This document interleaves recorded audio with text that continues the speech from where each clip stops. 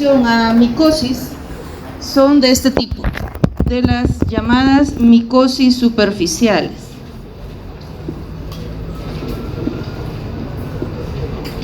Los objetivos de la clase son 7 y tienen que ver con reconocer la ubicación de la micosis, los diferentes agentes etiológicos, explicar de manera general la patogenia de pityriasis versicolor y las tiñas, los cuadros clínicos, describirlos, explicar resultados de pruebas diagnósticas, interpretar las principales características epidemiológicas de las enfermedades y las diferentes acciones en la prevención y control.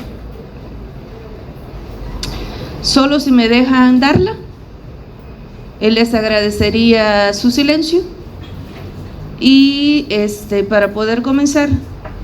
El tema es largo, entonces ustedes ya me conocen cómo son mis clases, no hay letras, imágenes son las que me orientan, así que les pediría su atención y les garantizo que les va a gustar, que les va a entretener y que por sobre todo, espero yo que después de esta clase hayan varios pacientes, no ustedes, sino que familiares que nos lleguen a la sección de micología. Vamos a ver, primero tenemos que ubicarnos. ¿Qué es una micosis? En general, ¿qué es una micosis? Es una enfermedad producida por hongos. Bien, dentro de las micosis hay clasificación de acuerdo a la ubicación de estas lesiones. Entonces, ahora vamos a hablar de micosis superficiales. ¿Por qué se llaman superficiales? Porque si lo vemos, están localizadas en piel, pero están ubicados en la parte superior, digámoslo así, de la piel. A ver, ¿cuántas partes tiene la piel? Ajá. Y de esa la parte superior, epidermis. Pues bien, estas micosis superficiales están ubicados a nivel de la epidermis, pero no toda la epidermis. Si recordamos, la epidermis está formado por 5 estratos. El que está en la parte superior, lo más externo de la epidermis, es el estrato córneo, en el cual hay células. ¿Cuáles son las células del estrato córneo? Los queratinocitos. Algunos son nucleados y otros están ya muertos, que son los que descamamos a diario. Luego, si vamos profundizando, está el estrato lúcido, el granuloso, el espinoso y el estrato basal. ¿Qué células están en el estrato basal? Los melanocitos. ¿Y qué hacen los melanocitos? Producen melanina, que es transportada hacia los queratinocitos. ¿Estamos ahí? Entonces, las lesiones, las micosis superficiales, se encuentran ubicados a nivel del estrato córneo de la piel. En el caso de pityriasis versicolor, queda ubicado estrictamente a ese nivel y por eso se da la colonización y está ahí, todo su desarrollo se da en ese estrato y por lo tanto se considera que las lesiones son, en términos generales, asintomáticas, porque no avanza más allá de ahí. En cambio, los dermatofitos también se encuentran en el estrato córneo, invaden el estrato córneo, pero además producen metabolitos secundarios que son internalizados hacia las otras capas de la piel. Y es así que, a ver, si me dejan dar la clase, pero es que oigo un ruido y me incomoda, la verdad. Entonces estábamos en ¿qué? Los dermatofitos. Les dije que estaban invadiendo el estrato córneo. Eventualmente y en muy pocas ocasiones, los dermatofitos pueden llegar hasta estrato granuloso, la invasión, pero eso es eventual. La mayoría de veces se queda a nivel del estrato córneo. Pero ¿por qué en las lesiones causadas por dermatofitos, por qué hay sintomatología? Porque el hongo se queda invadiendo a ese nivel, pero producto de esa invasión hay metabolitos secundarios que van hacia el interior, les decía, de las capas de la piel y llegan hasta donde las células de Langerhans, que son células presentadoras de antígeno, que capturan a esos metabolitos y los presentan a los linfocitos y ya se monta toda una respuesta. Hay diferencia entre pitiriasis versicolor y las lesiones causadas con dermatofitos. Repito, en el caso de pitiriasis versicolor, en términos generales se dice que son asintomáticas, porque el hongo invade y todo su proceso, todos los productos metabólicos se quedan a nivel del estrato córneo y más nada. Entonces no hay estímulo para que se monte respuesta y que el sistema inmunológico se active y haya una serie de sintomatología. En cambio, en los dermatofitos sí. ¿Queda claro eso? Vale. Entonces hablemos de pitiriasis versicolor. ¿Qué es la pitiriasis versicolor? Lo primero que vamos a decir es que es una dermatomicosis. ¿Qué es dermatomicosis? ¿Qué creen ustedes que es? Una enfermedad producida por hongos localizada en piel. Eso es una dermatomicosis superficial que tiene como característica que se presenta como manchas que pueden ser hipocrómicas, es decir, que son manchas como blancas, o bien hipercrómicas, es decir, que son con una coloración que bien pueden ser rosado, café, y de ahí el nombre de versicolor, porque tiene diversidad de colores. O bien son manchas hipocrómicas de color blanco, o bien son rosadas, o bien de color café, que generalmente están localizadas en las partes del cuerpo donde hay más producción de sebo.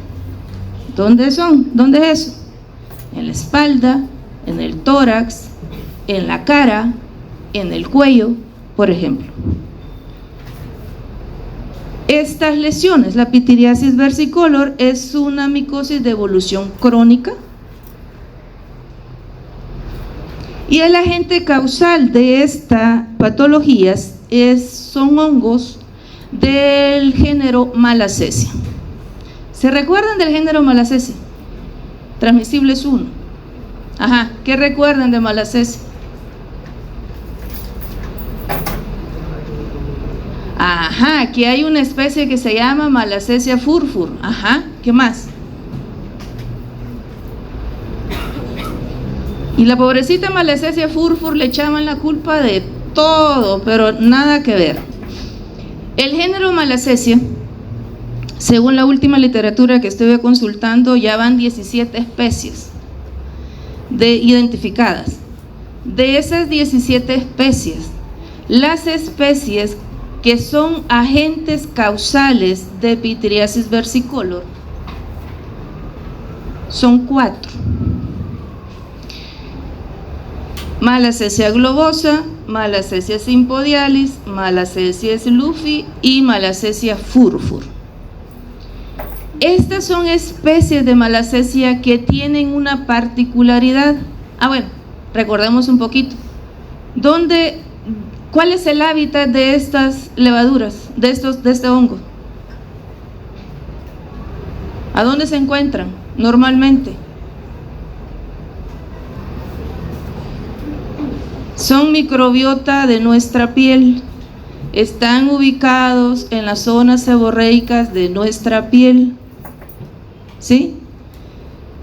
Y van a causar Pityriasis versicolor cuando estas levaduras que normalmente están en nuestra piel se transforman a una hifa, es decir, que son hongos dimórficos ¿qué? Inversos. Entonces, cuando están causando pityriasis versicolor, las únicas especies que son capaces, que son dimórficas inversas, son estas 4. ¿Estamos? Ahora bien, tradicionalmente, les decía, se ha echado la culpa como agente causal de pityriasis versicolor a la especie Malassezia furfur. No es cierto. Hoy se sabe que la más frecuente, en un poquito más del 90% de los casos, es por Malassezia globosa, que puede estar sola o en combinación o ser una infección mixta con Malassezia sympodialis. También está Malassezia slufi y la Malassezia furfur. Slufi y furfur apenas tendrán un 7% de frecuencia como agente causal. Entonces, quitémosle ya el estribillo aquel de que la especie más frecuente de pityriasis es Malassezia furfur. No es cierto. ¿Cuál es? Le dije globosa. Muy bien. Bueno, ya vimos el hábitat y cómo. ¿Dónde le dije que estaban estas levaduras? En la piel. Específicamente, ¿en qué partes? En las zonas seborreicas. ¿Y eso por qué? ¿Por qué creen ustedes? Por sus requerimientos nutricionales. ¿Cuáles son sus requerimientos nutricionales? Son lípidos, porque son lipofílicas y lipodependientes, ¿verdad? Al menos estas de las que estamos hablando. El género Malassezia, yo quiero dejar claro en ustedes que el género Malassezia nosotros lo vamos a estudiar ahora como agente causal de pityriasis versicolor. Pero Malassezia también produce a nivel de piel una micosis superficial muy frecuente, que es la dermatitis seborreica, de la que algo les hablaron el ciclo pasado. Y luego también a nivel de piel produce cuadros como foliculitis, como la papilomatosis con flente reticulada de Gorgerot y Carteau. También puede producir dacrocistitis obstructiva a nivel del saco lagrimal. También no la vean tan, solo micosis superficiales o solo lesiones sin mayor problema. Malassezia puede producir una otitis y hay estudios que reflejan que tiene predilección por los huesos y puede deshacer hueso y puede ser obviamente hacer un daño bastante severo. Y también Malassezia puede ser causa de septicemias. Entonces, nosotros lo vamos a estudiar como pityriasis versicolor, una enfermedad que hasta cierto punto podremos decir que es cosmética, pero que ese hongo también puede llegar a ser bastante malo. ¿Cuál es la patogenia de este hongo? Primero, quizás voy a hacer una aclaración, y es que en términos generales, para los hongos, poco se sabe de la patogenia que ellos llevan a cabo. Y esto es porque no tenemos un animal de referencia en el que podamos, o que los investigadores puedan hacer sus experimentos y entonces conocer cómo se lleva a cabo todo el proceso de patogenia. Se han intentado hacerlo en cultivos celulares, se ha intentado hacerlo in vitro con escamas, sin embargo no se ha tenido mayores resultados. Sí se conoce un poco, pero a diferencia de bacterias, que se tiene bien estructurado cómo se da la patogenia, como les digo, en hongos no hay un modelo experimental que pueda arrojar datos más allá de lo que hasta este momento se conoce. ¿Cuál es la morfología de malacesia? Les dije cuando estaba como flora normal. Levadura. Y cuando estaba causando pitiriasis, ¿qué era lo que pasaba? Que se transformaba en hifas tabicadas hialinas, y van a ver en esa imagen, van a ver hifas tabicadas hialinas y también unas levaduras.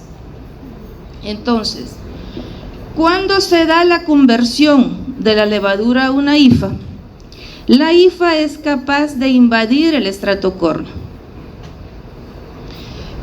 Tiene una serie de enzimas que degradan las lipasas, por ejemplo, que degradan los ácidos grasos, les sirve para nutrición, y entonces se adhiere y empieza a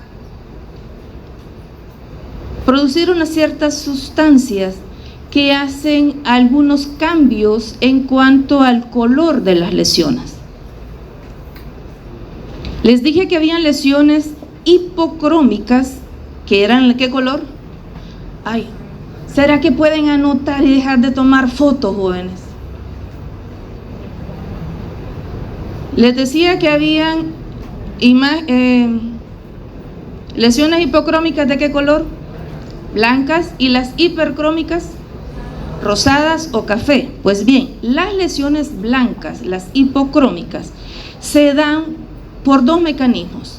El primero es que el hongo produce un ácido dicarboxílico. Especialmente ese ácido dicarboxílico se llama ácido acelaico. El ácido acelaico inhibe a la dopa-tirosinasa. Y la dopa-tirosinasa es una enzima esencial para la producción ¿de qué cosa? De melanina. Entonces, el hongo produce ácido acelaico y eso inhibe la tirosinasa, y al no haber tirosinasa, entonces no hay producción de melanina. ¿Por quién? Por los melanocitos. Y si no hay melanina, no hay color de piel, y por eso se ve blanco. El otro mecanismo es, y todo esto se da simultáneamente, el otro mecanismo es porque produce unos metabolitos lipídicos, que se llama pitiriacitrina. Esta es una sustancia que se considera un bloqueador solar natural que tiene el hongo. Entonces, en donde está el hongo produce pitiriacitrina. ¿Y qué hace el bloqueador solar? Lo protege de los rayos ultravioletas del sol. Y al tener ese bloqueador natural, entonces hace que los melanocitos no se esfuercen por producir melanina, porque acuérdese que al final la melanina es una sustancia que tiene un efecto protector de los rayos UV del sol. Entonces, si el hongo se protege, si tiene ese protector natural, que es la pitiriacitrina, entonces no hay necesidad, digamos, el melanocito no siente la necesidad de producir melanina, y por lo tanto entonces habrá lesiones hipocrómicas. Eso es en el caso de esas lesiones, de esas manchas de color blanco. Ahora, en el caso de las hipercrómicas, esto se ha asociado a un aumento en el tamaño de los melanosomas. Fíjese, no digo aumento del melanocito, sino de los melanosomas. ¿Alguien recuerda qué son los melanosomas? Son unos gránulos que son donde se da la producción de la melanina dentro del melanocito. Entonces, al estar estos gránulos, estos melanosomas más grandes, entonces va a haber mayor acumulación de melanina, y también el hongo hace que se produzca más melanina, y al haber más melanina entonces hay color, ¿verdad? Entonces de ahí que se da esas lesiones con color. Ya sea que se dé cuadros hipocrómicos o que sean cuadros hipercrómicos, en cualquiera de los casos, también el hongo produce una sustancia que se llama pitirialactona. Se produce en ambos casos. ¿Qué hace la pitirialactona? Esta es una sustancia antiinflamatoria que hace las veces entonces que protege a la levadura de las reacciones inmunológicas del tipo inflamación. Y entonces, al estar protegidas por ese mecanismo, entonces lo que hace es que permite que la levadura persista a nivel superficial y cause lesiones crónicas. Estamos hablando de semanas, meses, incluso años. Pero es por eso, porque al tener pitirialactona, al producir pitirialactona, entonces no estimula al sistema inmune y entonces no hay una respuesta. Entonces conozcamos las lesiones.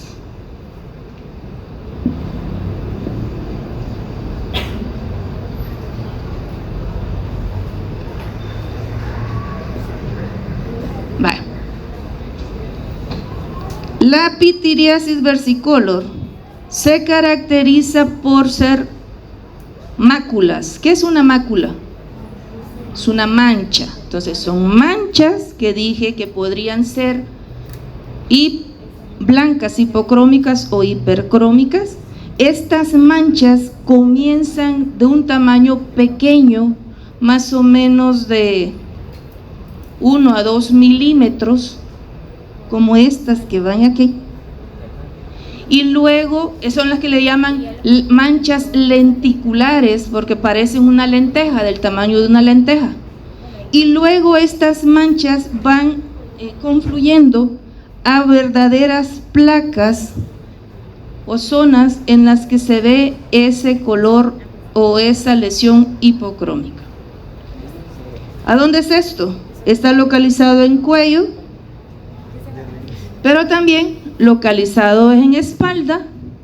Y vean acá lo que estoy hablando. Aquí ya estamos hablando de manchas más grandes, ¿de qué? 4 centímetros, y van confluyendo y dando entonces esta característica. Estas manchas tienen una descamación fina, no pican, no duelen, y básicamente la gente consulta por un aspecto estético.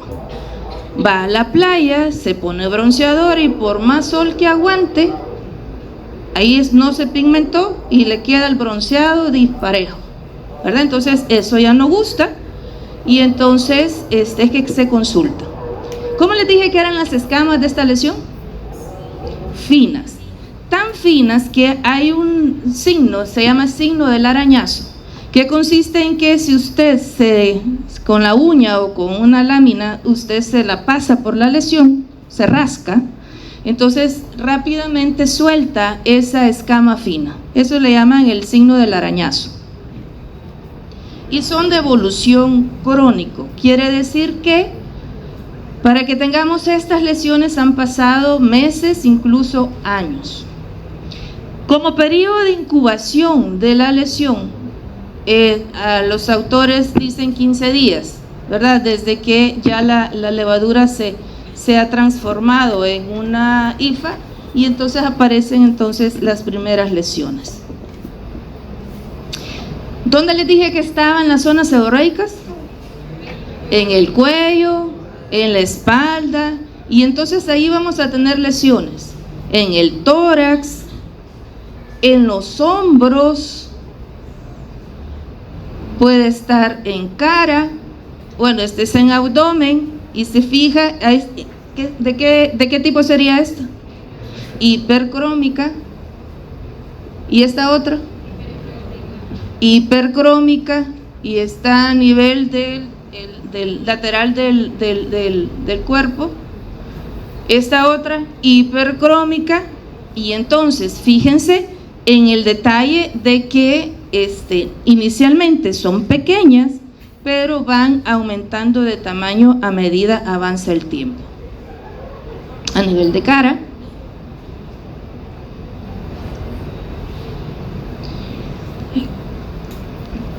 Hay una característica clínica, y eso la ponen en evidencia los dermatólogos, y es que cuando estas lesiones son iluminadas con lámpara de Wood, que es una lámpara de luz ultravioleta, estas lesiones adquieren un color, a ver, ¿qué color están viendo aquí?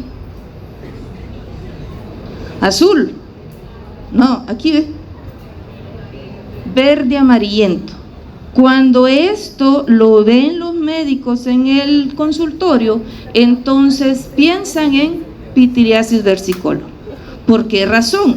Porque lesiones, sobre todo las lesiones, obviamente las lesiones hipocrómicas, pueden confundir con una enfermedad que es el vitiligo, ¿verdad? Que las personas empiezan a perder la pigmentación de la piel. Entonces, cuando el médico ilumina las lesiones, y si es verde amarillento, aleluya, eso es pitiriasis versicolor. Eso sí lo hacen en el consultorio, pero la otra forma de hacer diagnóstico es enviándolo al laboratorio y nosotros haciendo el diagnóstico con en el laboratorio mismo. Un importante, usted que va a ser médico, que recuerde que una persona que ha tenido pitiriasis versicolor y ha recibido tratamiento, no crea que de la noche a la mañana ya vuelve la piel a ser con su pigmentación normal, no. Existe lo que se conoce la acromía residual, que significa que va a pasar un tiempo para que la persona vuelva a tener su pigmentación normal. El hongo ya no está vivo, ya no está ahí causando el problema, pero esa pigmentación de piel va a tardar un tiempo. ¿Estamos claros ahí? Les dije, esto no pica, no duele, y más que todo es una cuestión cosmética. Si hablamos de epidemiología, la pitiriasis versicolor es una micosis cosmopolita, quiere decir que hay casos a nivel de todo el mundo, pero en especial en regiones o en lugares en donde hay un clima tropical o subtropical. Dígase El Salvador, ¿verdad? Somos el clima perfecto para que haya casos de pitiriasis versicolor. La edad. Pueden haber casos, y hay casos reportados desde los 2 semanas de nacido hasta los 90 años, o sea, cualquier edad. Sin embargo, se ha visto que hay un predominio en las personas jóvenes. ¿Y esto es por qué? Porque son personas como ustedes, activos, deportistas, que no se suben al ascensor, sino que suben gradas y que sudan y que, bueno, son atléticos. Entonces, esa es la población más afectada. Cualquier grupo étnico, ahora ya no se dice raza por ser despectivo, es grupo étnico, quiere decir que puede estar en personas de la piel blanca o morenos, cualquier sexo, cualquier condición socioeconómica, quiere decir que le da a los pobres, a los ricos, a los no tan ricos y a los no tan pobres, todos estamos con la posibilidad de padecer pitiriasis versicolor. No hay transmisión de persona a persona, quiere decir que si su pareja, si su novia, si su novio tiene esto, no le va a pasar nada, eso no se transmite de persona a persona, pero sí debemos de considerar ciertos factores predisponentes. Quizás a la cabeza tiene el factor ambiental y tiene que ver con el clima. Se ha visto que las lesiones se observan por sobre todo en el verano, que hay mucho calor y se eleva la temperatura ambiental y al mismo tiempo las personas tendemos a sudar más, ¿verdad? La otra es tratamientos por largo tiempo con glucocorticoides, o bien el uso de sustancias cosméticas como por ejemplo cremas oleosas, o sea, a base de aceite. Si el hongo es lipofílico y usted le da comidita extra con una crema oleosa, entonces está más que hecho el hongo, ¿verdad? Tiene la condición para, está en su ambiente y entonces transformarse. También el uso, para aquellos que van mucho a la playa, el uso de bronceadores también a base de aceite favorece a que la levadura tenga comidita y entonces también se dé la transformación ahí. En cuanto a la ropa, jóvenes, el uso de ropa de tejido sintético, aquella ropa que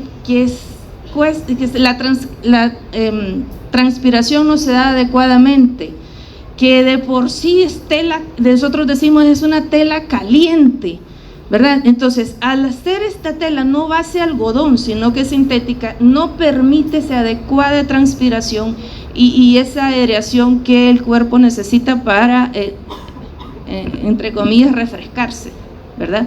Y si a eso le sumamos que esta ropa es bien ajustada, bien entallada, bien pegadita al cuerpo, entonces más todavía se favorece esta condición de humedad en la piel y pues favorece al hongo.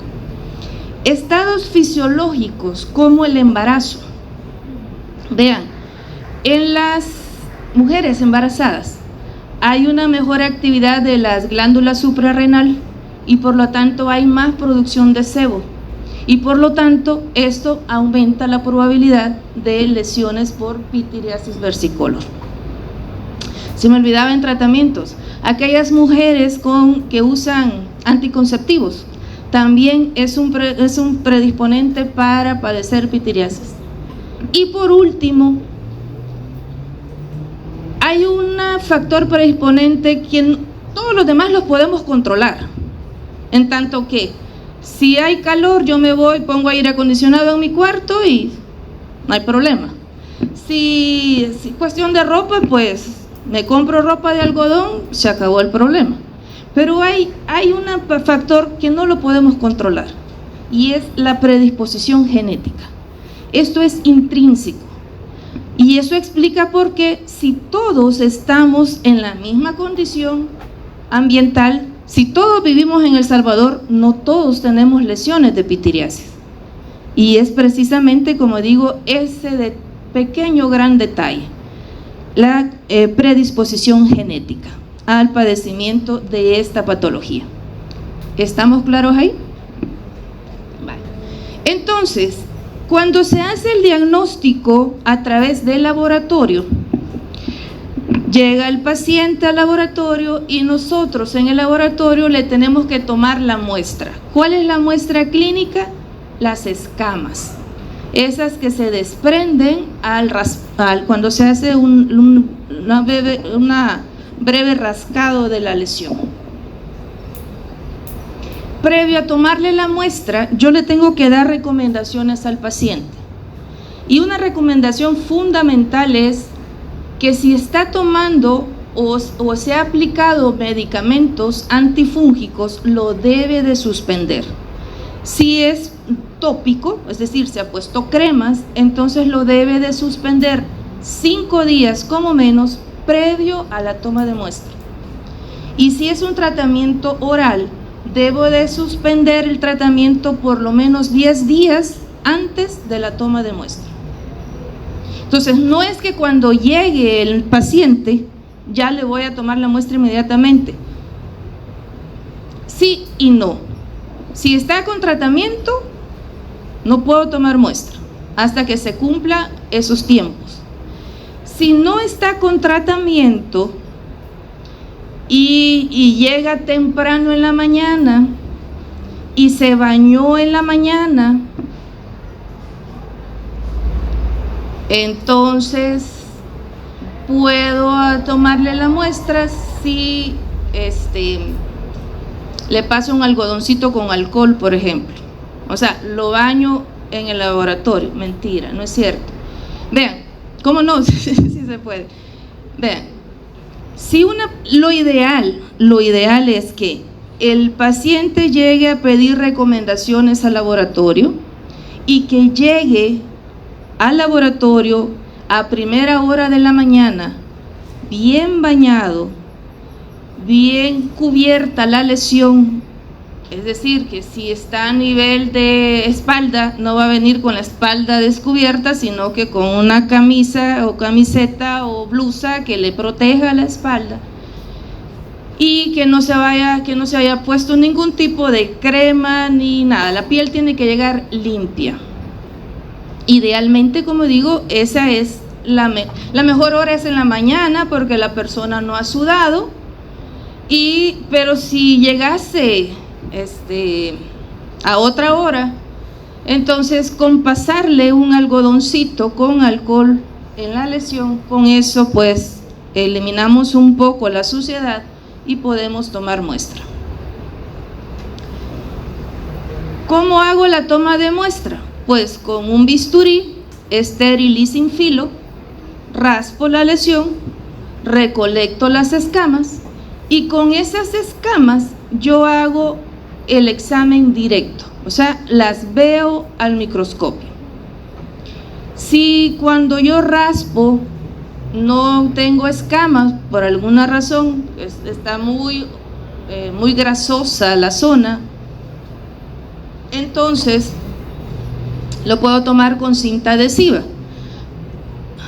Entonces la cinta adhesiva, lo que hago es cortar un pedazo de cinta adhesiva y pongo la parte engomada en la lesión, hago una leve presión para que las escamas se peguen a la cinta adhesiva y después hago la preparación para verle al microscopio.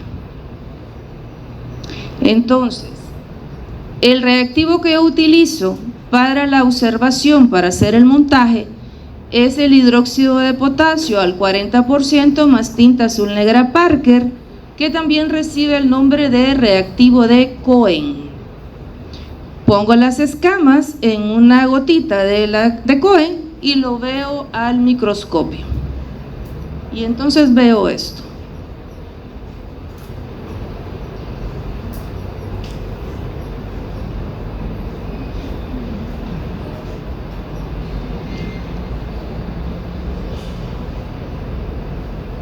Entonces, mande. Cohen, C-O-H-E-N. Entonces, veo esta imagen: hifas tabicadas hialinas y acúmulos de levaduras, y estas levaduras de pared gruesa, que los micólogos le han dado la tarea de recordar que esta imagen recuerda a albóndigas con espagueti. Entonces, ¿cuándo se ve esto? No lo voy a reportar. ¿Se observan estructuras como albóndigas con espagueti? No. Voy a reportarle, se observan hifas tabicadas hialinas y levaduras que sugiere Malassezia sp. Y voy a explicar un poco el reporte. Primero, esta es una micosis que el diagnóstico del agente causal se da con el examen directo. Es decir, yo rutinariamente no hago cultivo. Y no hago cultivo porque estas estructuras son patoneumónicas. ¿Qué quiere decir esto? Que son típicas, que son propias de ese hongo. No hay otro hongo que produzca esto.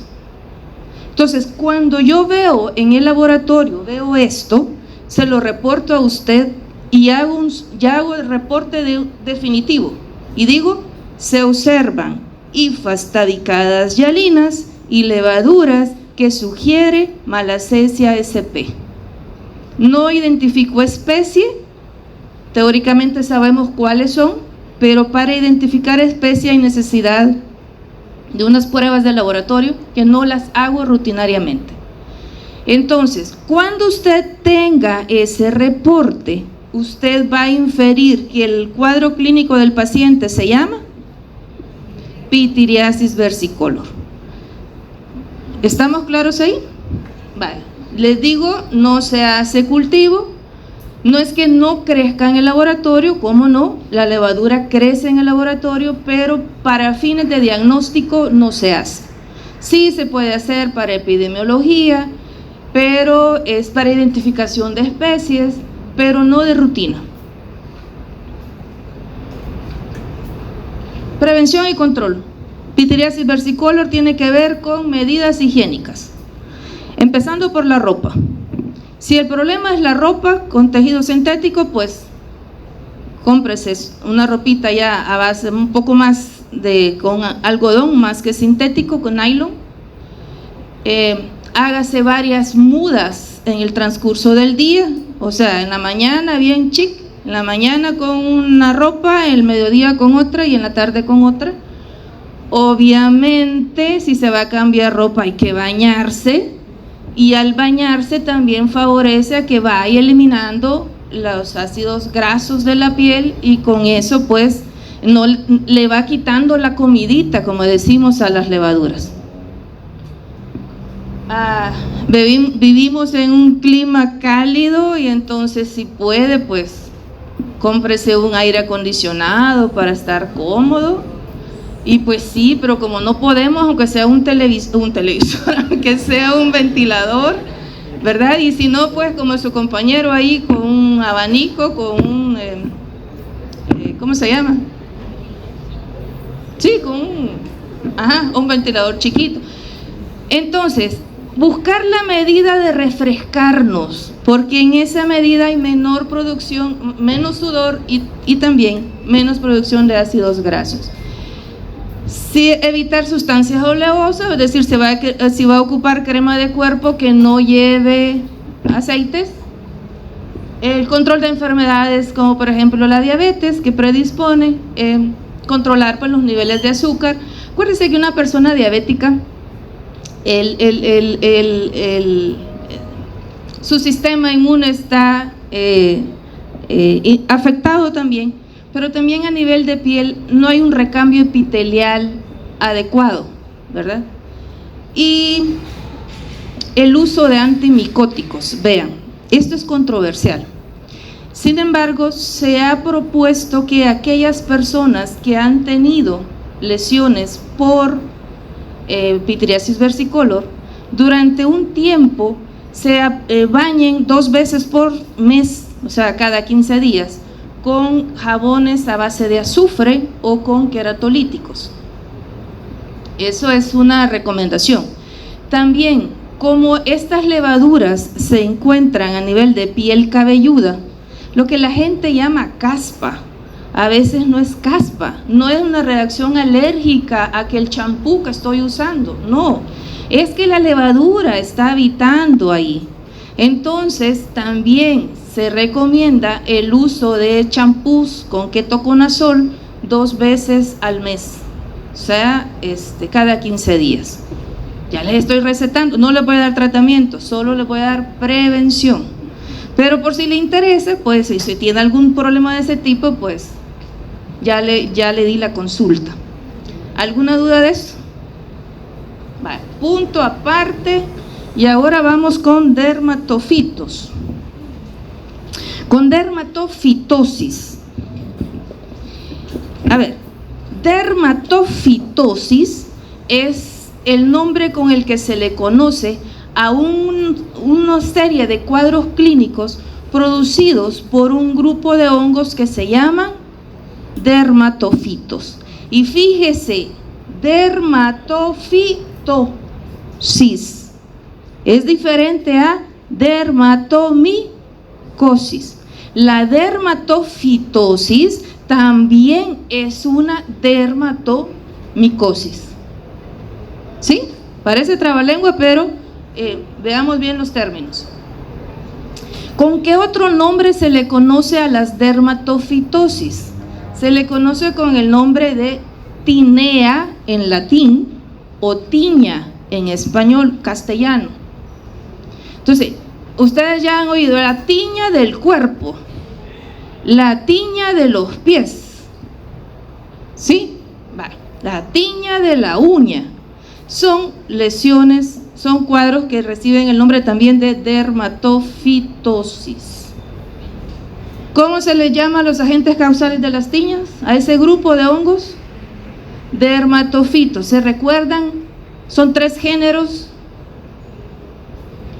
Un género, regáleme el nombre. Le va a dar ataque la lince de resinos. Yo le voy a decir que su grupo no contestó. ¿Cuál? No. Ninguno. Son 3. Microsporum, Trichophyton y el que me falta.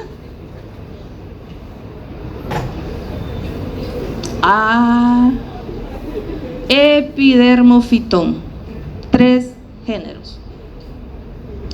¿Dónde se localizan los cuadros clínicos? A ver, se localizan en piel, pero en este caso además se localizan en anexos, es decir, en el cabello y en las uñas, en donde son lesiones, zonas en las que hay queratinocitos y por lo tanto producción de queratina, porque estos hongos son queratinolíticos o queratinofílicos.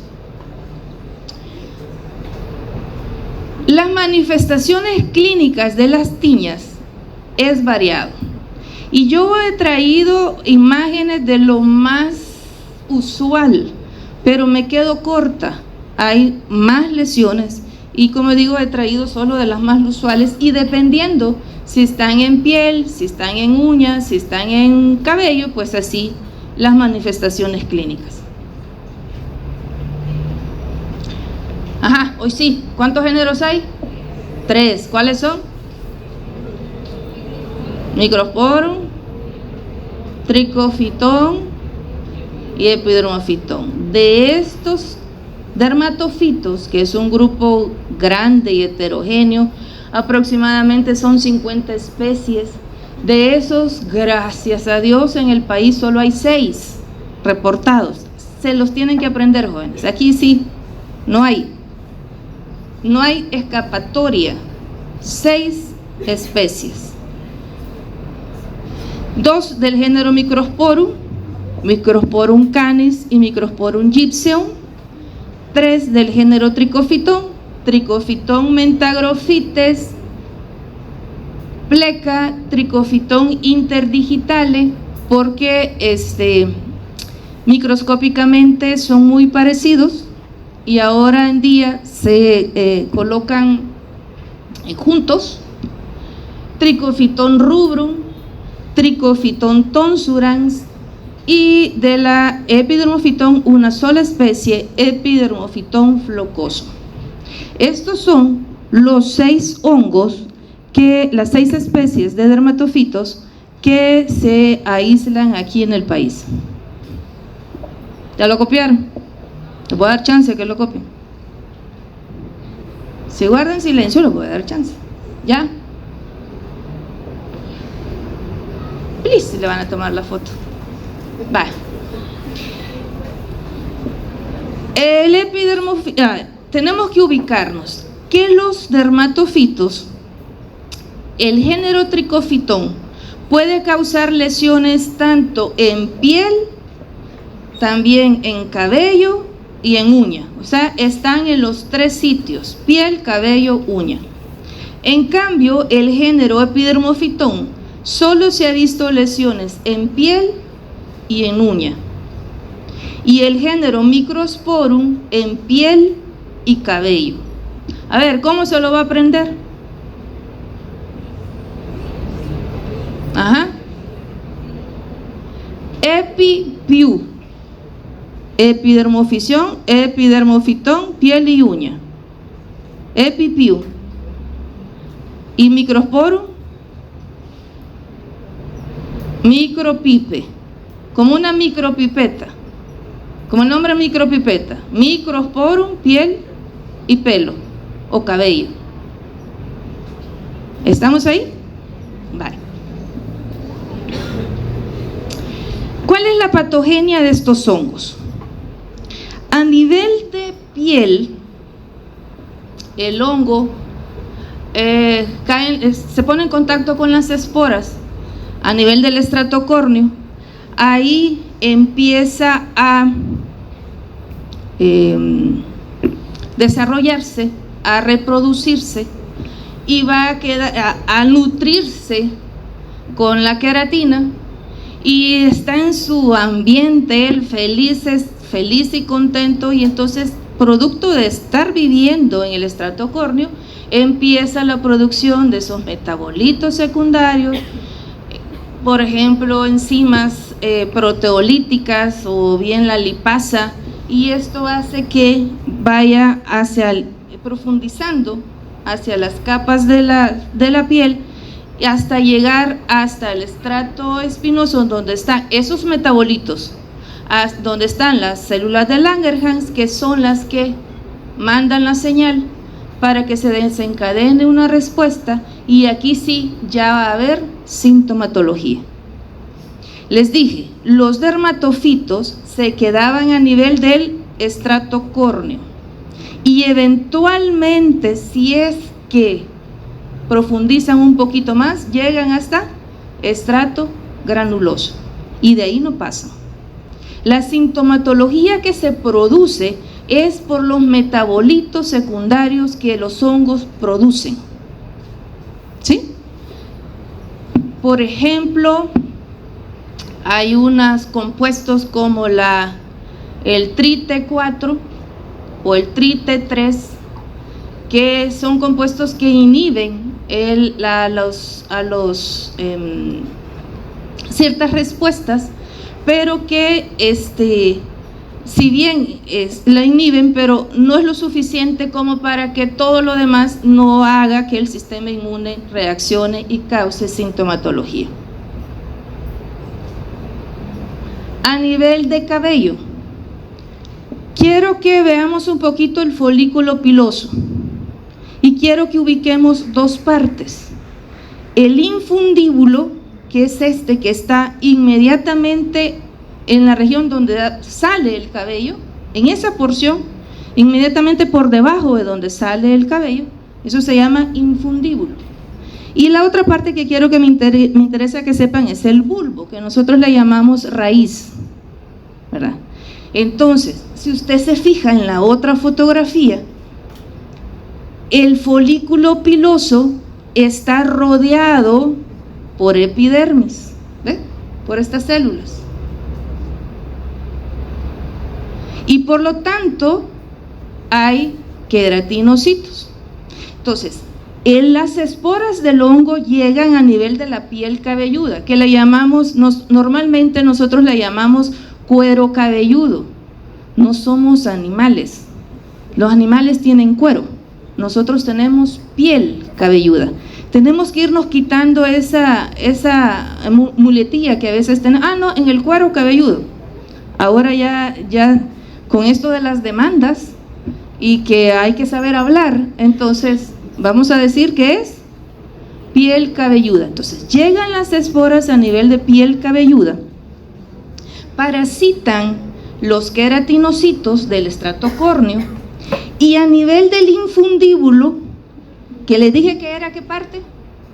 La que está inmediatamente por debajo de donde sale el cabello.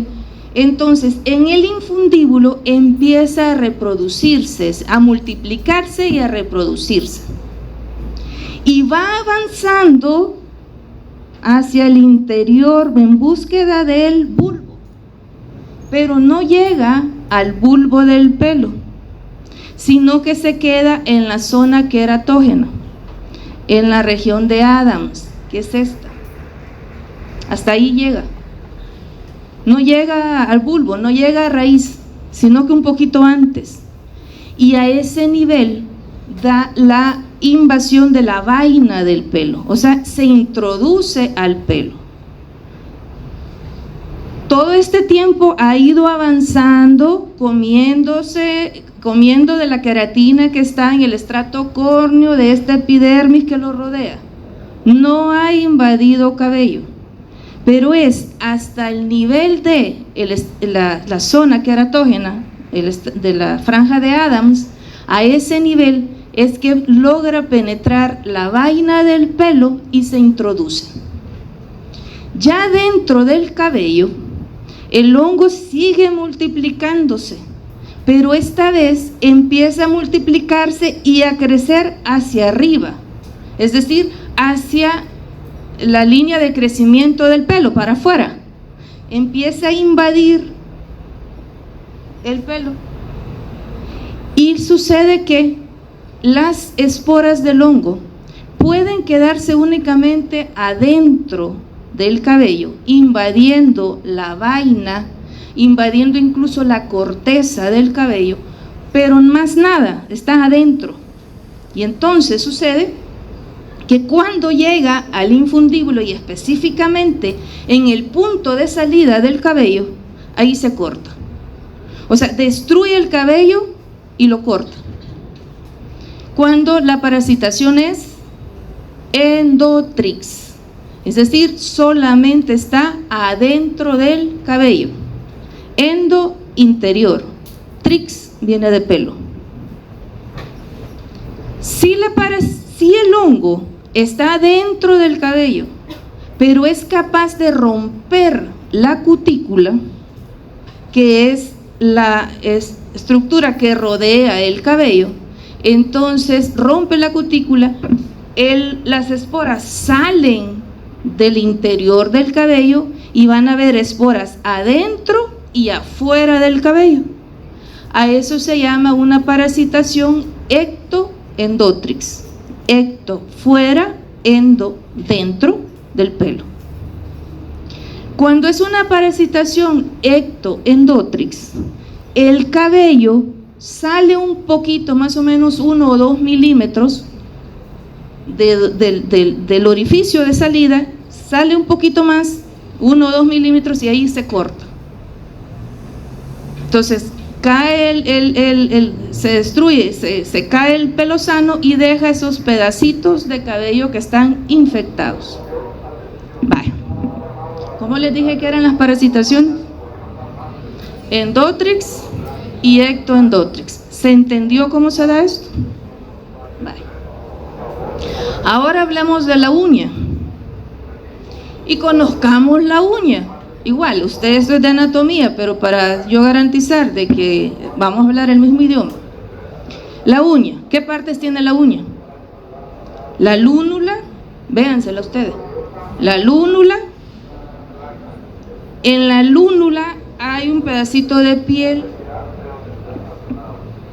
que se llama eponiquio, que le llamamos cutícula, pero el nombre correcto científico es médico, es eponiquio. Tenemos la lúnula está en el borde proximal. Lo que crece es el borde distal, y en el borde distal, a la piel que está pegadita a donde empieza a crecer la uña, a eso se le llama hiponiquio. ¿Sí? Vale. Tiene bordes laterales. Está la lámina unguial, que es toda la uña, lo de encima de la uña. Tenemos también el lecho unguial, que es el que está por debajo de la uña, como la base, y más abajo del lecho unguial, la matriz. Estamos ahí. Vale.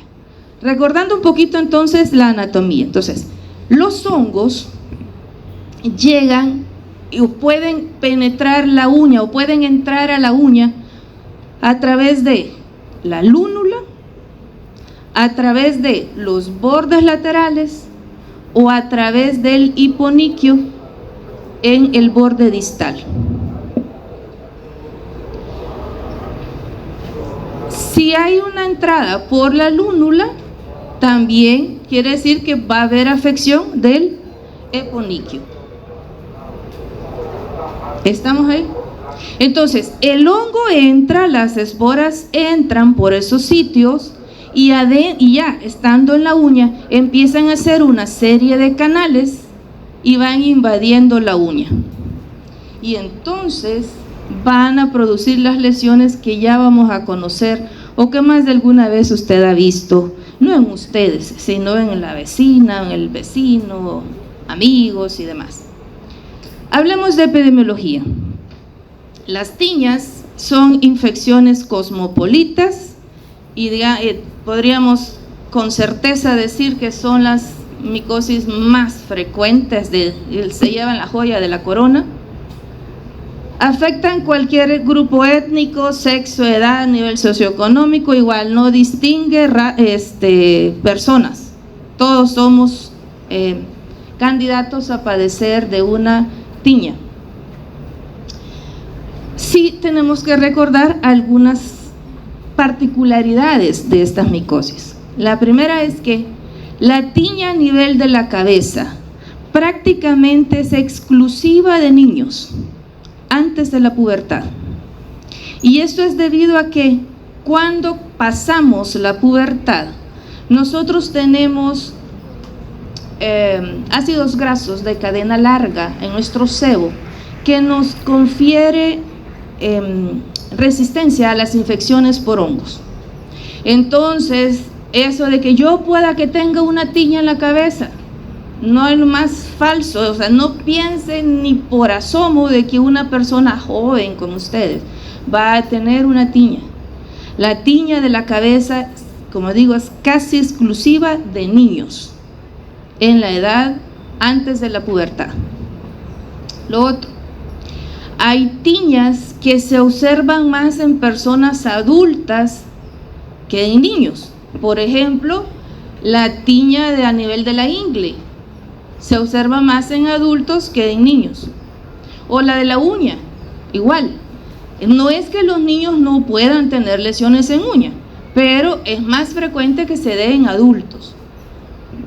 Si hablamos de ocupación, hay tiñas que son más frecuentes en una determinada ocupación. Por ejemplo, los motoristas de camiones, de buses, que están mucho tiempo sentados, pasan todo el día manejando, a la par llevan el motor del vehículo que van manejando. Eso genera calor y por lo tanto es un ambiente húmedo, caliente, y ahí el hongo pues va a aprovechar para producir las lesiones.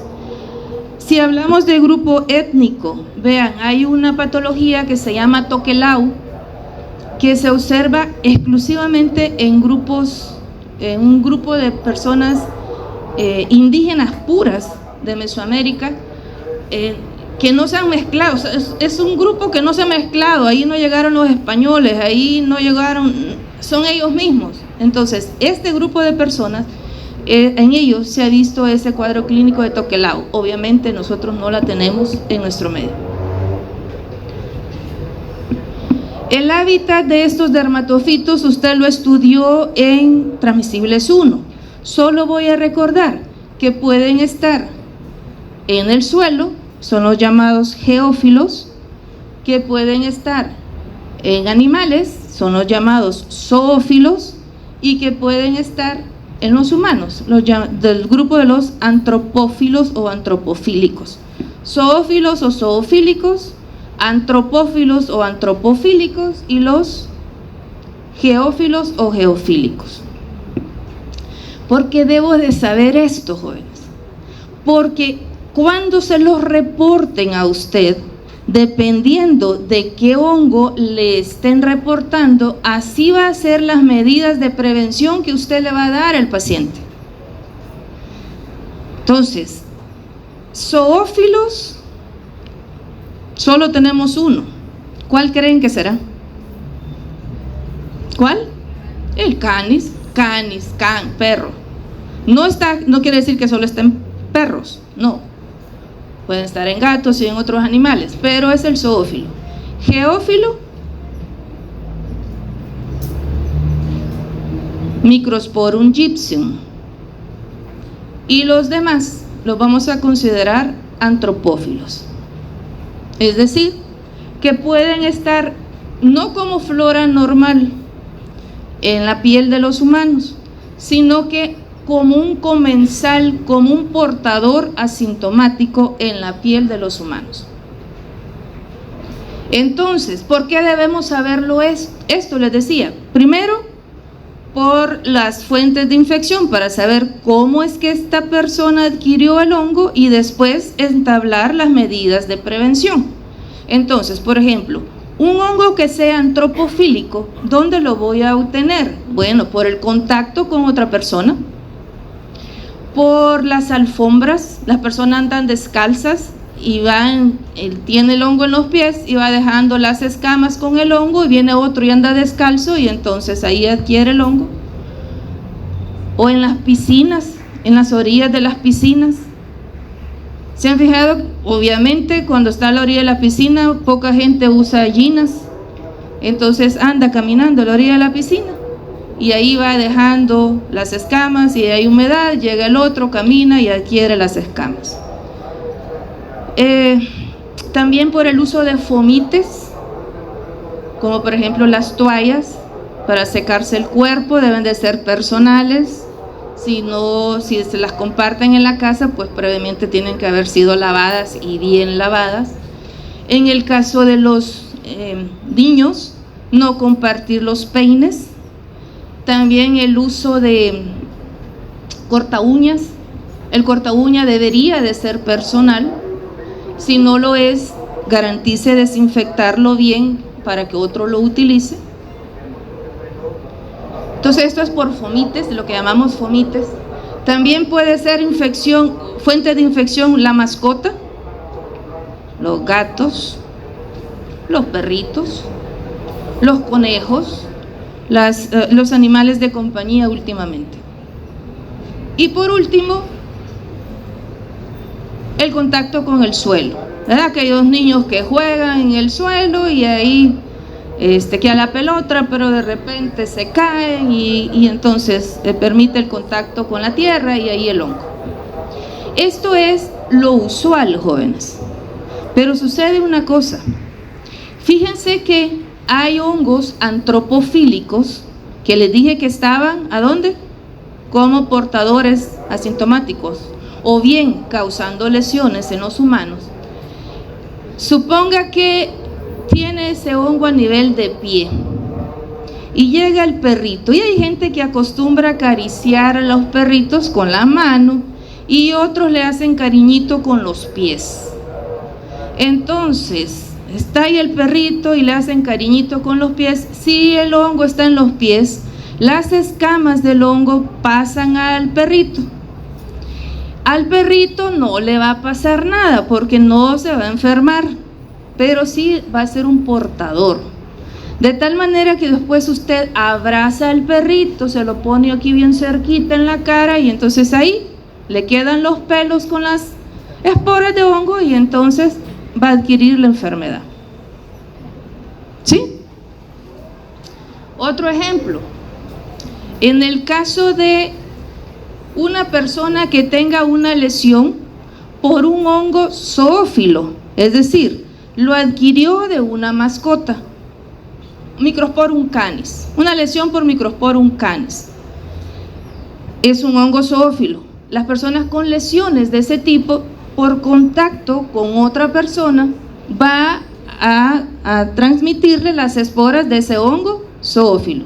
O sea, no se necesita que necesariamente sea de un animal hacia el humano, sino que de personas con lesiones por esos hongos zoófilos se lo puede transmitir a otra persona. ¿Estamos claros ahí? Y por último, otra forma es los hongos geófilos. Se ha visto que pueden ser transmitidos por animales que hacen madrigueras en el suelo. Insisto, no es que el hongo habite en ese animal, sino que como hace madriguera y contacto con el suelo, sus pelos tienen al hongo, son portadores de esporas de hongo. Y cuando usted abraza al conejo, por ejemplo, entonces ahí se pone en contacto las esporas con sus tejidos y entonces va a causar el cuadro clínico. ¿Queda claro esto? Va.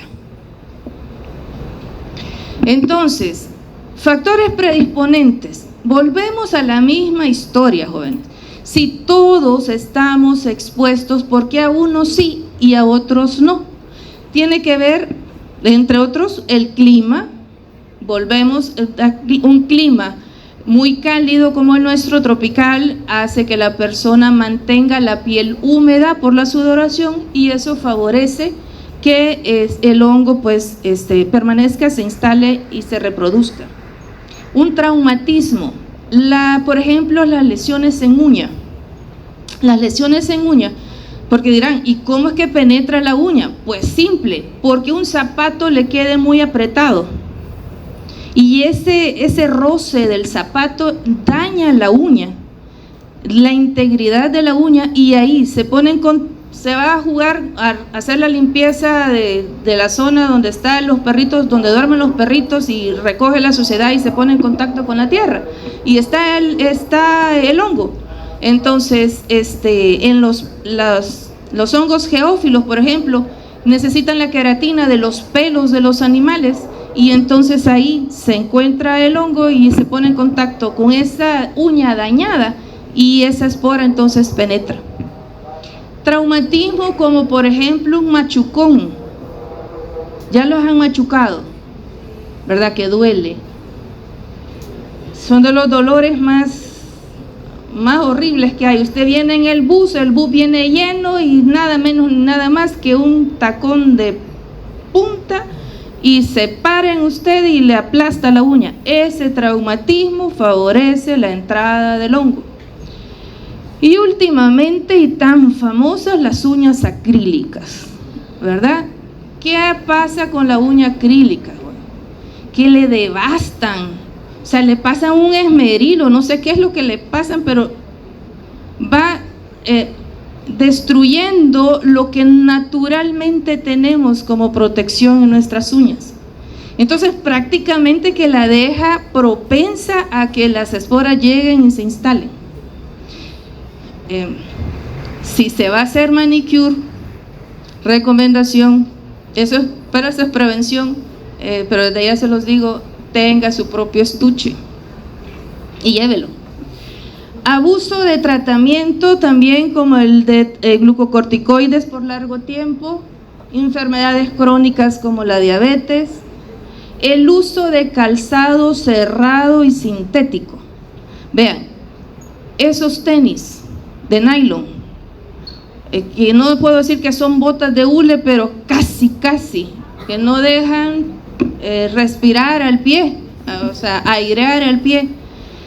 Esos zapatos son el uso de esos zapatos es un factor predisponente para padecer tiña a nivel del pie, porque el pie permanece húmedo. Entonces, y si a eso le sumamos el mal hábito de que me baño, inmediatamente me pongo calcetines, inmediatamente me pongo los zapatos y me vengo porque me agarró la tarde para el examen de transmisible. ¿Qué ha pasado en medio de los dedos, jóvenes? Quedaron húmedos desde el principio y esa humedad va a predisponer a que el hongo se invada y que cause la lesión.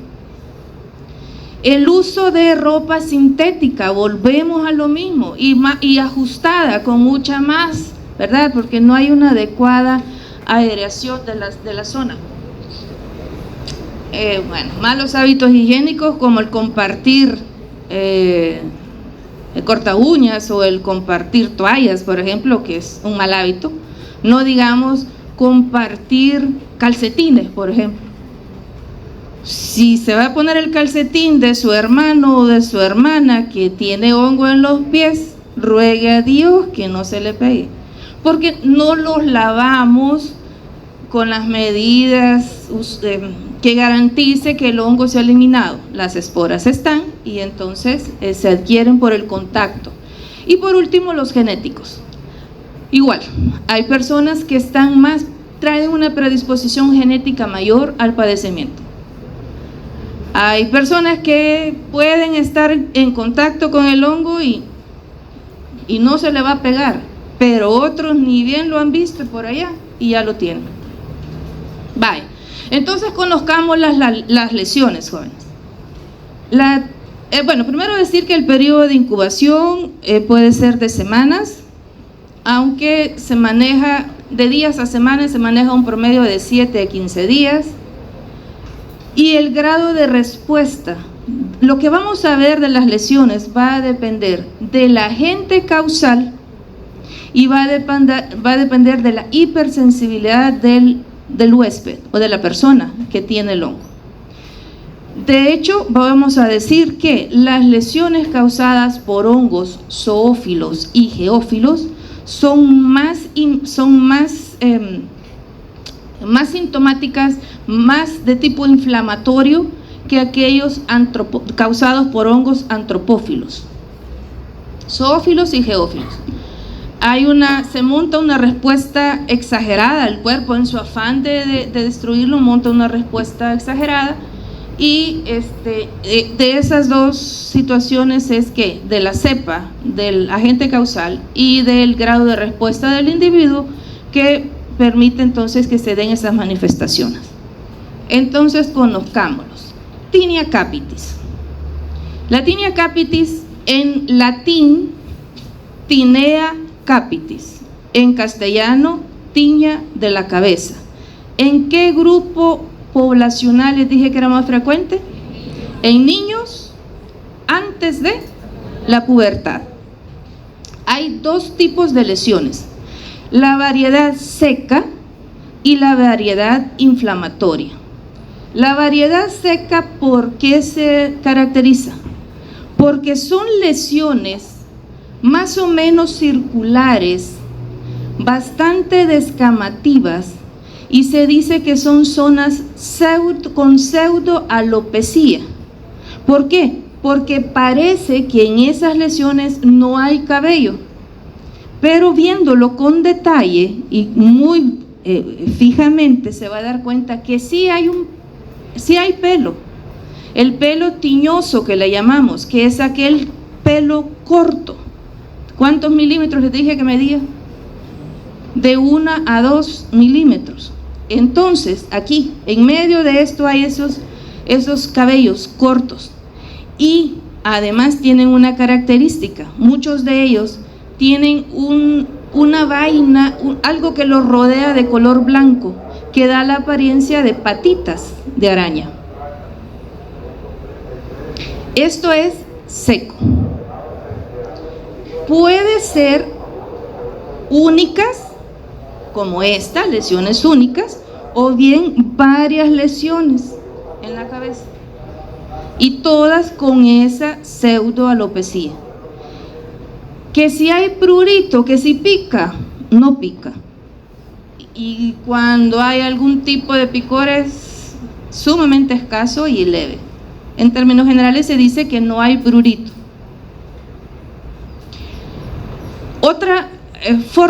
Otra manifestación clínica de la variedad seca. Bueno, esto es para que vean esto.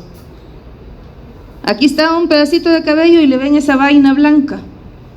Esto ayuda al momento de estar haciendo diagnóstico. Hay otra manifestación en donde no se ve una placa como tal de descamación y pseudoalopecia, sino que es una alopecia, pseudoalopecia difusa. Quiere decir que sí se ve que hay una falta de cabello, pero no hay una zona bien delimitada.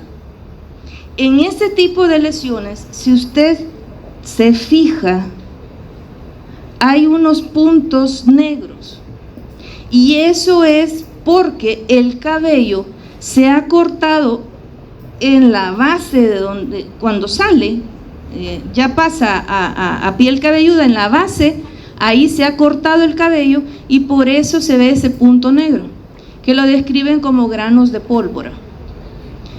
¿Qué tipo de parasitación les dije que producía que el cabello se cortara inmediatamente a la salida? ¿La parasitación? Endotrix, exactamente. Bien, la otra variedad de tinea capitis es la variedad inflamatoria, que también recibe el nombre de querión de Celso. ¿Por qué se caracteriza? A ver, porque es un plastrón inflamatorio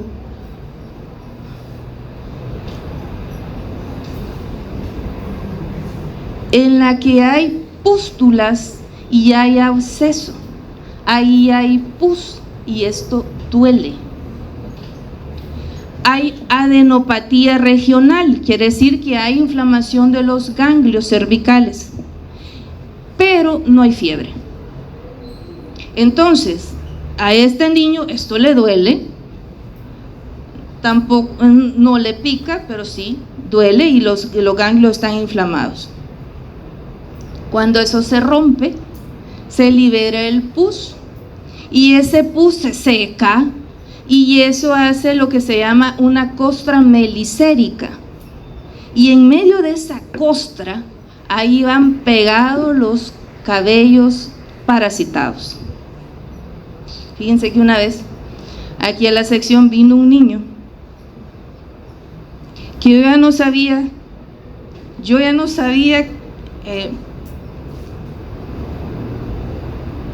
o sea, sí sabía que era un querión, que era un hongo, pero tenía, además de eso, tenía una de piojos, que entonces tomando la muestra y literal los piojos en medio del pus, era una cosa increíble. Entonces yo ya no sabía si seguir tomando la muestra, si irme a poner un gorro o ver la manera de que no me saltaran los animalitos, porque pues sí, ustedes saben cómo se transmiten los piojos. No me digan que nunca han tenido piojos. Si nunca han tenido piojos, de verdad, a sus pies, porque es parte de la infancia. Pero bueno, entonces, esto es el querión de Celso. Y se fijan, nada que ver al cuadro seco, sino que aquí ya hay producción de pus y ya hay dolor. Puede ser único, como el que hemos visto, pueden haber múltiples. Y van a haber múltiples en los sitios donde se incrustó las esporas. ¿Ve? Este está cerrado. Todavía está cerrado. ¿Cuál es el detalle de esto, jóvenes? Que hay destrucción. Si no se da tratamiento, hay destrucción del folículo piloso. Y va a haber alopecia permanente cuando cure. Entonces, sí va a curar. Aquí ya curó, pero ya no hay folículo. Entonces aquí sí hay que andarle rápido. Cuando es una inflamatoria hay que andarle rápido en el tratamiento, pues porque si no el bichito luego será un adulto y tendrá alopecia permanente. Hay un dato curioso además con las lesiones por dermatofito en cabeza, y es que si les da cercano a la pubertad, es decir, están ahí entre los 11 y 12 años, puede haber curación espontánea. Una vez pasa la pubertad, el bichito queda sanado, sin tratamiento. Entonces, pues sí, pero esperar a que eso suceda sin que haya secuelas como esto, pues no es justo, ¿verdad? ¿Alguna duda de esto? Les dije que era casi exclusiva de niños, y eso es porque se ha visto casos en mujeres posmenopáusicas ya rondando los 70 años, en donde hay lesiones en cabeza, como esta viejita que usted está viendo aquí. Entonces, si usted me va a decir, una tinea capitis en adulto, como ustedes, imposible. Pero sí, en viejitas posmenopáusicas, arriba de los ahí por los 70 años.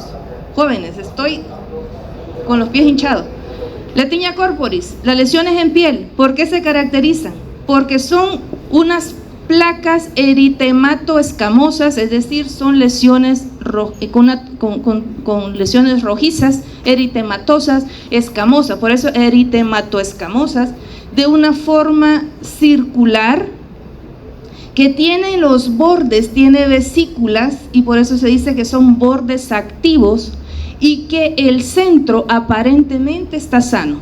El hongo va creciendo de manera excéntrica, entonces pareciera que va curando, pero no es cierto.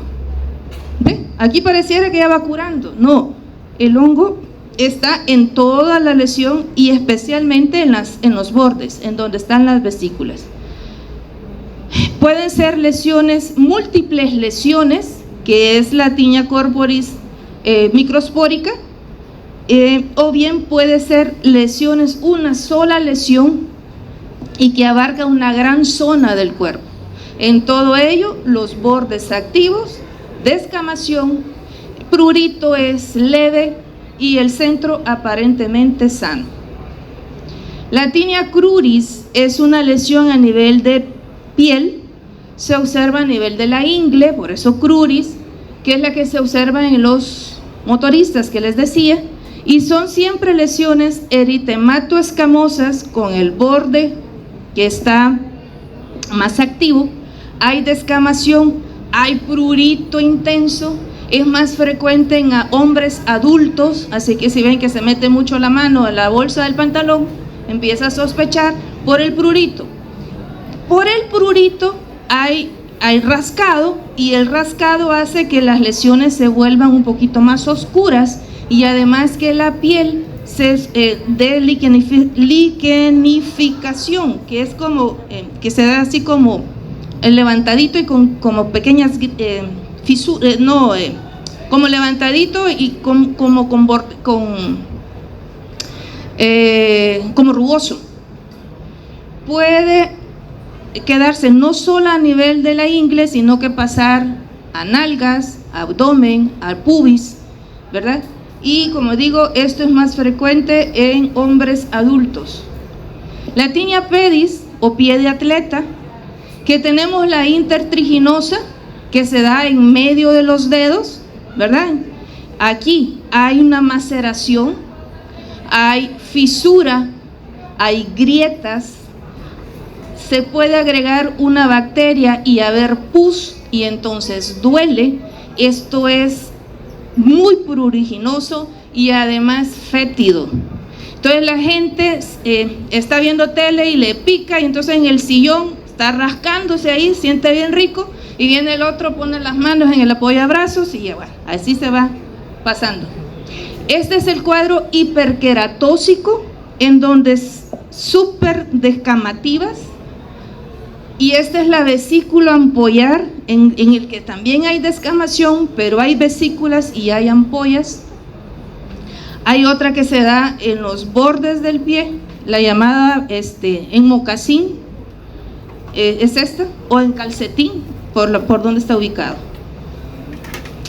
Por último, la tiña de la uña, que hay 6 tipos. La onicomicosis subungual distal, que va del extremo distal hacia adentro, la subungual lateral, de lateral hacia adentro, la subungual proximal, la distrófica total, la onicomicosis blanca superficial y la subungual blanca o leuconiquia.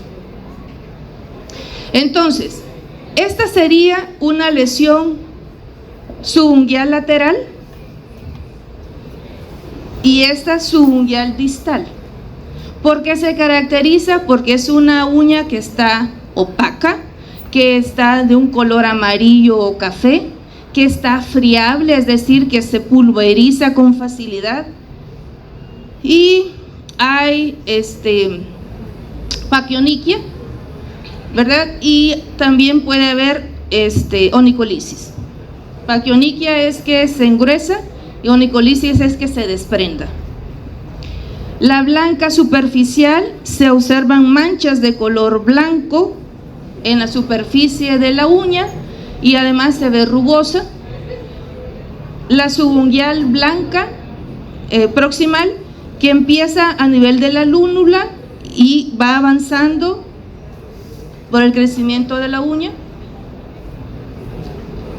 Y la que más de algún momento han visto, la distrófica total, en donde pues aquí el paciente hay esa hiperqueratosis, esa paquioniquia, hay cambio de color, no hay paroniquia, es decir, que no hay inflamación de los bordes de la uña, y comienza con un dedo del pie y puede llegar, si no se trata, a tener todas las uñas de los pies tomados y lo de las manos también.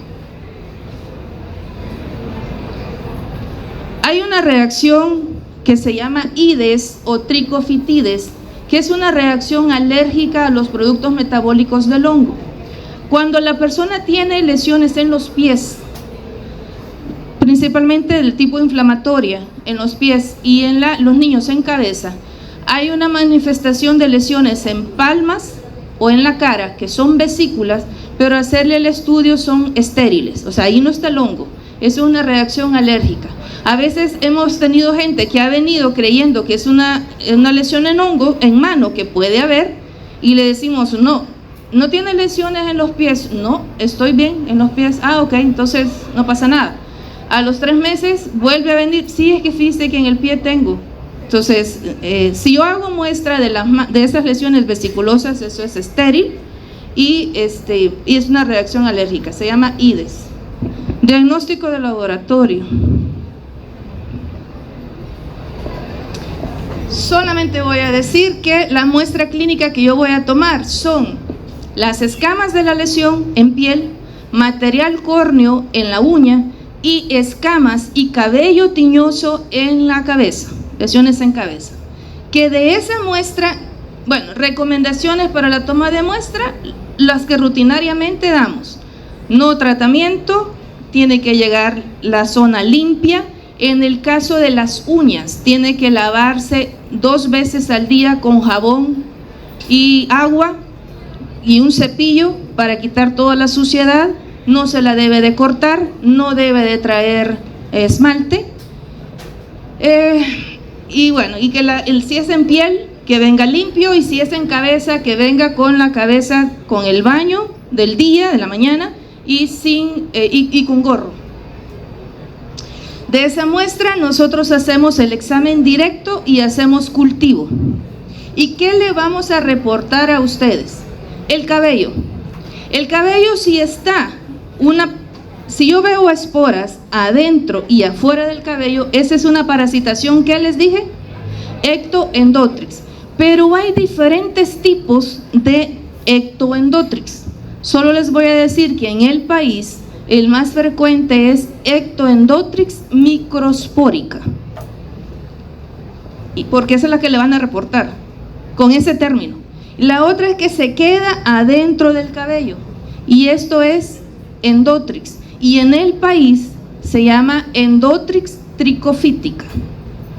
¿Para qué le sirve saber esto a usted?